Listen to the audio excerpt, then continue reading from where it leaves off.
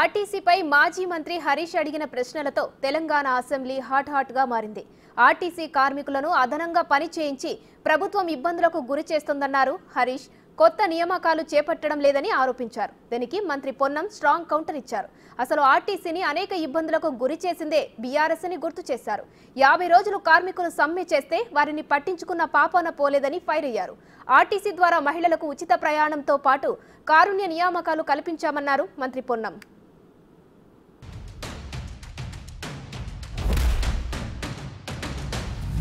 దివ్యాంగులకు, విద్యార్థులకు, ప్రభుత్వ ఉద్యోగులకు, జర్నలిస్టులకు మనం రాయితీతో బస్ పాస్లు ఇస్తాం.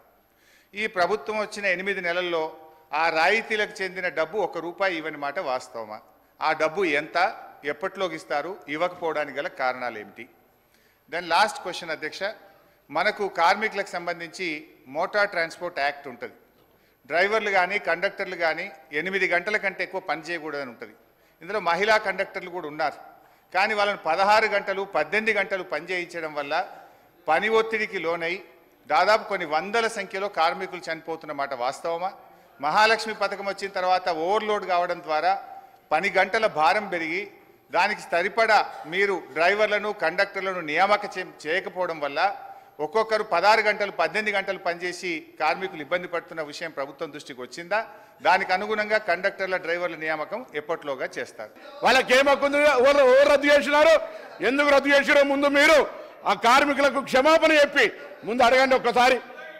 మీరు యూనియన్లు రద్దు చేసి మీరు ఆర్టీసీ గౌరవ అధ్యక్షులు మీరు మీ కుటుంబ సభ్యులు ఉండి వాళ్ళు అన్నమో రామచంద్ర అంటుంటే కూడా చచ్చిపోతే కూడా 50 రోజులు సమ్మె పట్టించుకొని మీరు ఒక్క బస్సు కొనే అధ్యక్ష 10 సంవత్సరాలుగా గౌరవ ముఖ్యమంత్రి గారు మా ప్రభుత్వం వచ్చిన తర్వాత బరాబరిగా ప్రభుత్వం బస్సులు కొన్నది. అంతేకాదు 2013 నుంచి పెండింగ్ లో ఉన్నటువంటి 280 కోట్ల బకాయిలను మేము బాండ్ రూపంలో ఉంటే ఇచ్చిన 80 కోట్లు పేమెంట్ అయింది. ఆన్లైన్ లో యాజమాన్యం ఇతర అవసరాల గురించి కలుగుతా ఉంది. ఇంకొక మాట అడిగినారు అధ్యక్ష, మేము ఎన్నడూ మా ప్రభుత్వం వచ్చిన తర్వాత కార్మికులకు సంబంధించిన PF కావచ్చు, కోఆపరేటివ్ సెస్ ₹1 ముట్టలే. 4000 కోట్ల బకాయిలు వాళ్ళ సంస్థ కార్మికుల సొమ్ము వాడుకున్నారు అధ్యక్ష.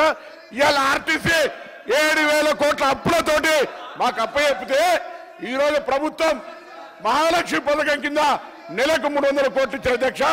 ఇప్పటికే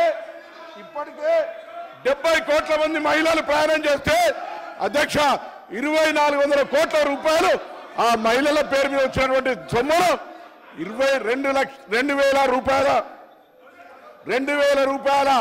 2,000 కోట్లను ప్రభుత్వం తరఫున ఆర్టీసీకి ఇచ్చినాం.